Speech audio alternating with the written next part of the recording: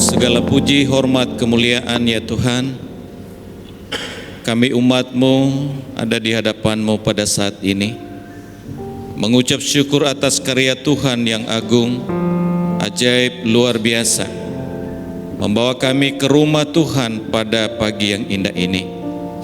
Kami sudah menaikkan pujian kami. Saatnya kami mendengarkan suara-Mu. Bicaralah bagi kami ya Bapa. Kami siap diberkati. Demi Kristus Yesus kami berdoa. Amin. Silakan duduk. Shalom. Tema kita pada pagi ini terambil dari 2 Timotius 4 ayat 2, yaitu beritakanlah Injil setiap waktu.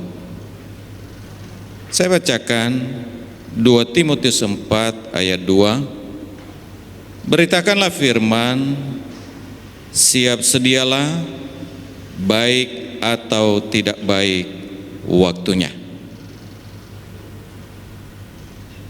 Adapun tujuan daripada tema ini adalah supaya jemaat bergerak dan supaya jemaat semangat untuk membawa jiwa kepada Tuhan Yesus Kristus. Saudara-saudara yang Tuhan Yesus kasihi, beritakan Injil itu yang pertama adalah bukan soal metode atau cara, tetapi ini soal orang masuk surga atau masuk neraka. Saudara, seringkali kita tidak bergerak, seringkali kita tidak bersemangat untuk memberitakan Injil, oleh karena sering kita berkata, saya tidak tahu caranya. Bapak Ibu, saya mau menyampaikan buat kita, ini bukan soal cara, ini bukan soal metode, ini soal hidup dan mati seseorang. Ini soal seseorang itu binasa. Ini persoalan orang masuk neraka atau masuk surga. Sengaja saya bawa kita berpikir seperti ini, semacam perbandingan, agar kita sadar bahwa betapa pentingnya penginjilan itu. Seberapa banyak pelayan Tuhan di jemaat kita di tempat ini yang sudah belajar tentang metode dan cara pemberitaan Injil? Saya kira sangat banyak.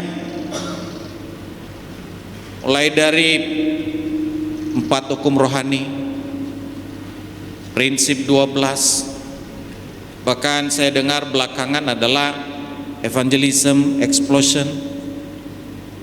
Semua dipelajari soal cara, soal metode. Soalannya sudah bergerak atau tidak? Saya percaya kalau kita sudah bergerak memberitakan Injil, banyak jiwa, satu jiwa saja dalam 1 tahun, tempat ini tidak cukup. Amin. Tetapi seringkali hambatannya adalah oleh karena kita berkata, Pak Gembala, saya tidak tahu caranya, Pak Gembala, saya tidak tahu metodenya. Bapak Ibu, bukan itu. Ini bukan soal cara saja, ini bukan soal metodenya saja, tapi saya mau mengatakan, ini soal hatimu, ini soal hatiku. Apakah hati kita ini ada hati untuk memberitakan Injil apa tidak? Apakah ada di dalam hati kita enggak belas kasihan pada jiwa-jiwa yang berjalan menuju kebinasaan? Apakah kita ini mengasihani orang yang antre menuju neraka, yang kita tahu mereka akan binasa kekal abadi selama-lamanya?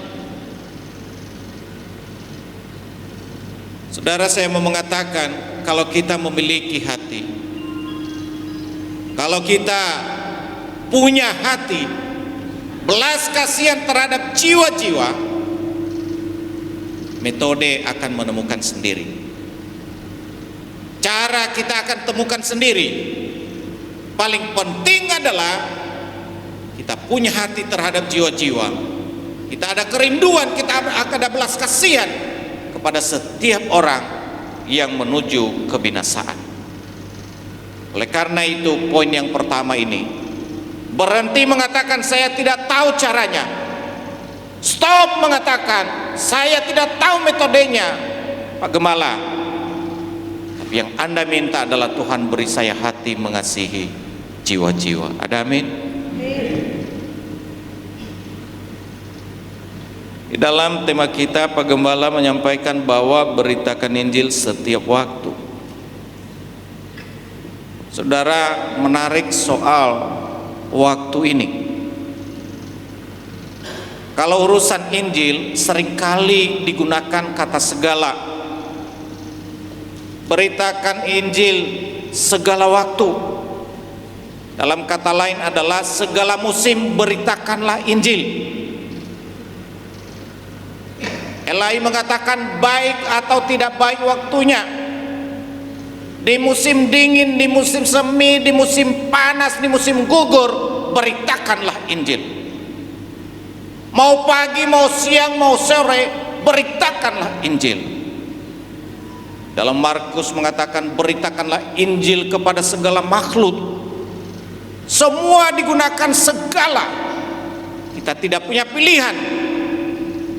Bahwa pemberitaan Injil ini adalah sesuatu yang paling mendasar. Tidak boleh tidak, kapanpun, dimanapun, jika kita memiliki hati, maka kita adalah sebagai pemberita Injil. Waktu sakit, beritakanlah Injil. Mbak Tuhan kalau dia dirawat di rumah sakit, waktunya ia memberitakan Injil kepada perawat, kepada dokter. Anak Tuhan pada waktu ia di penjara, saatnya dia memberitakan Injil kepada mereka yang ada di dalam penjara. Saya dengar Pak Matius mengentang, keluarkan dari penjara oleh karena COVID, tapi saya duga oleh karena 13 orang terima Yesus dalam penjara akibat penginjilannya. Saifuddin Ibrahim, barangkali juga hal seperti itu kita dengar kesaksiannya. Artinya pada waktu baik atau tidak baik waktunya, tidak ada pilihan buat kita. Kita wajib memberitakan Injil. Sebab ini bukan soal waktu, ini bukan soal cara saja, bukan soal metode saja, tapi ini soal manusia masuk surga atau masuk ke dalam neraka. Seringkali anak-anak muda berkata, atau kita semua berkata, indah pada waktunya. Sekali lagi soal waktu. Seringkali salah kita menerapkan indah pada waktunya. Terkait pada pemberitaan Injil ini, kapan kita tahu bahwa orang yang terima Yesus itu adalah waktunya Yesus saat itu? Baru kita tahu pada waktu kita beritakan Injil, dia tolak apa dia terima. Pada waktu dia terima, kita berkata indah pada waktunya. Pada waktu dia tidak terima, kita juga berkata indah pada waktunya. Cuman saat ini belum dia terima. Barangkali Bapak Ibu berkata, nanti saja, saya tunggu waktu yang terbaik untuk memberitakan Injil kepada keluarga saya. Bapak Ibu sudahlah, jangan tunggu waktu. Kapanpun, dimanapun engkau bertemu, katakan ini waktunya. Saya beritakan Injil di setiap waktu, segala zaman, kepada segala makhluk. Itu adalah dasarnya, bukan soal cara, bukan soal metode saja. Ada amin? Hal yang kedua yang ingin saya sampaikan dalam teks ini, beritakan Injil bukan soal saya, tetapi ini soal surga. Bukankah kita sering berkata, saya bukan majelis, saya bukan evangelis, saya bukan guru Injil, saya bukan PDP, PDM, PDT, gembala, eporus dan segala macam. Pemberitaan Injil adalah tugas eporus, tugas gembala, tugas pendeta, tugas penginjil, tugas evangelis. Bapak Ibu, bacalah Alkitab baik-baik. Ini tugas kita semuanya. Ada amin? Domba melahirkan domba, kata Pak Suciono. Bukan gembala melahirkan domba. Saya ingat betul itu kata Boksu. Domba melahirkan domba. Kita adalah domba-domba gembala agung kita. Maka kita setiap pribadi punya tanggung jawab meneruskan generasi berikutnya, melahirkan domba-domba dan membawa dia kepada Kristus Yesus. Siapapun saudara, tidak soal, tugasmu hanya memberitakan Injil. Kita bukan pemilik, kita bukan penguasa, kita bukan pengusaha, kita adalah pemberita saja. Oleh karena itu, kabarkanlah Injil, siarkanlah Injil, lakukan saja kapanpun, dimanapun, kepada segala makhluk. Itu adalah objek dari setiap kita. Seringkali kita menunggu waktu yang baik. Seringkali kita menantikan metode yang tepat.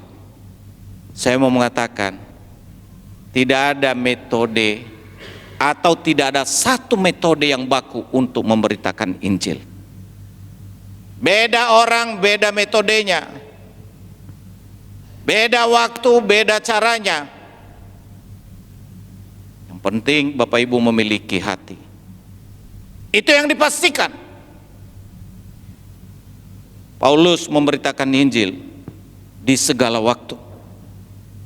Termasuk pada waktu kapal karam. Itu tidak baik waktunya. Tapi bagi dia, setiap waktu, setiap kesempatan, itu adalah waktu memberitakan Injil. Bagian yang ketiga yang mau saya ingatkan kita tentang teks ini, karena kita diminta supaya kita bergerak, karena kita diminta untuk supaya kita semangat. Sementara gerakan kita, semangat kita masih datar-datar saja. Pertanyaannya kenapa? Saudara-saudara, barangkali oleh karena dua hal di atas tadi. Tetapi ada hal yang pokok yang lebih daripada itu. Bukan soal bergerak saja. Tapi saya mau menyampaikan kepada kita bahwa penggerak kita adalah penggerak yang hebat. Kalau Bapak Ibu tidak bergerak, itu persoalan. Sebab penggeraknya adalah sebuah dinamit yang ledakannya luar biasa. Dan itu pribadi yang kuat, pribadi yang tidak bisa dibendung, pribadi yang luar biasa. Penggeraknya adalah Roh Kudus. Ada amin? Ia ada di dalam hati Bapak Ibu. Ia ada di dalam hati kita semua. Itu yang menggerakkan kita untuk memberitakan Injil. Jika kita masih belum bergerak, saya menjadi tanda tanya. Jika kita masih tidak semangat, itu menjadi persoalan. Sebab penggeraknya adalah dunamis, dunamit. Itu meledak, itu tidak bisa dibendung. Mari kita banyak berdoa untuk diri kita, pribadi lepas pribadi. Kuasa yang dahsyat itu ada di dalam hati kita. Kuasa yang luar biasa itu di dalam hati kita. Bertahun-tahun kita nggak bisa digerakkan, itu ada persoalan khusus. Artinya hatimu, hatiku belum seutuhnya Roh Kudus bertakhta, barangkali seperti itu. Mari Bapak Ibu Saudara yang Tuhan Yesus kasih. Saya juga banyak merenung, bukan hanya Bapak Ibu, bukan hanya gembala kita di tempat ini, Bapak Ibu pendeta. Saya banyak keliling gereja kita GKRI. Sejak dipercaya Tuhan, sama-sama dengan Pak Gembala di tempat ini melayani, Dan saya sekarang memimpin menjadi ketua umum. Itu menjadi pergumulan kita masing-masing. Tuhan, penggerak kami adalah Roh Kudus. Gerakannya kenapa masih belum? Saya ingin kesaksian singkat saja. Kita punya mitra dari Beijing. Namanya adalah Pendeta Ben Zhang. Mungkin pernah khotbah di sini. Setengah marah, setengah emosi. Lalu dia hadap tembok. Dia tahu bahwa yang bicara dengan dia adalah ketua umum. Kenapa GKRI masih diam? Kenapa GKRI masih tidur? Kenapa tidak ada gerakan untuk memberitakan Injil? Terlalu lama. Kami jauh-jauh dari Beijing, yang tidak punya Tuhan, yang tidak percaya Tuhan, yang tadinya komunis, datang ke Indonesia yang punya dan yang negara agama. Kenapa masih tidur? Baru dia sadar bahwa dia adalah asing. Dia hadap tembok. Lalu dia balik lagi. Mohon maaf Pak, saya emosi. Barangkali hatinya sedang meledak-ledak bagaimana Injil diberitakan. Bagaimana hatinya tidak bisa dibendung untuk memenangkan banyak jiwa.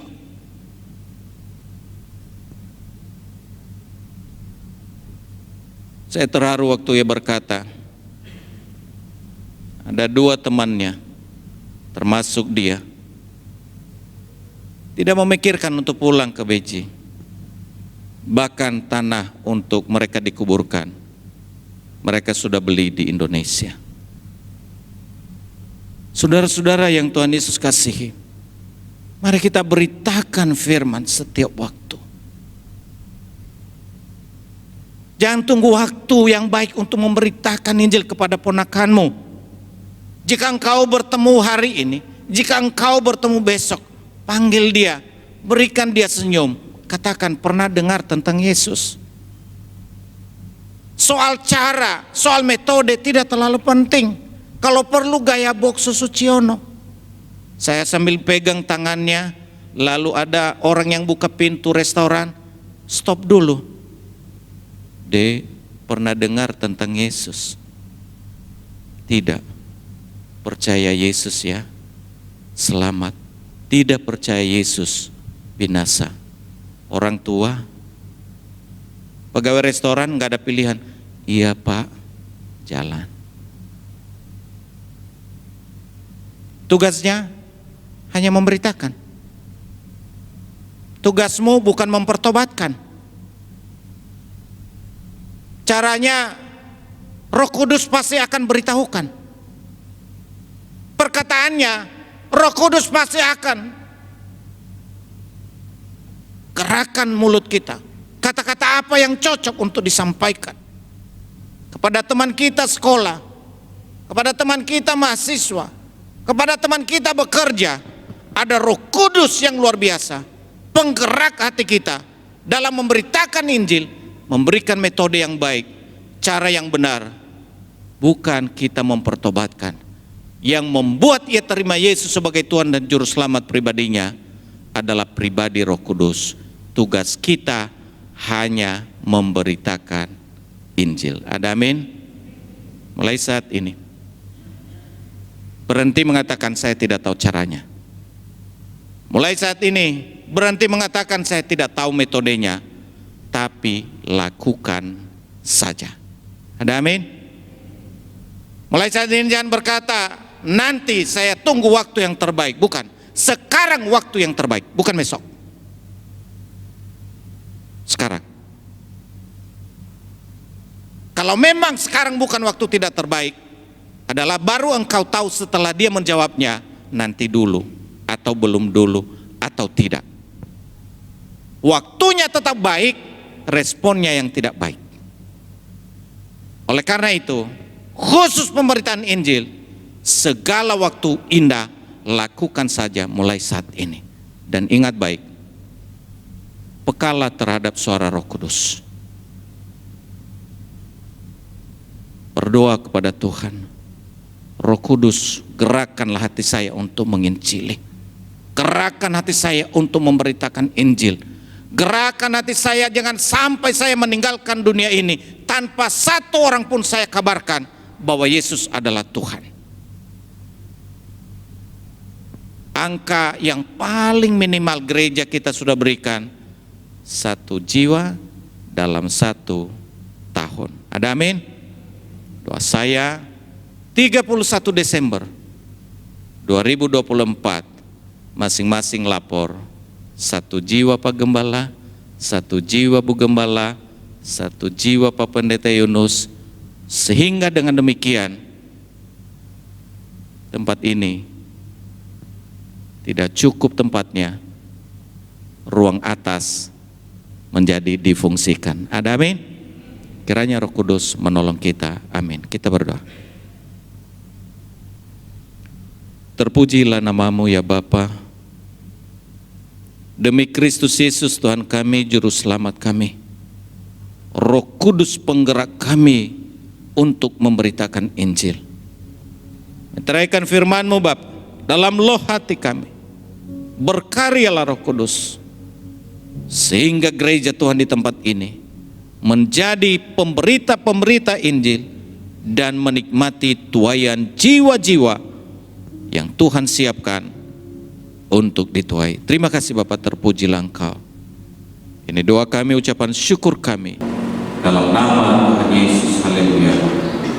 Amin.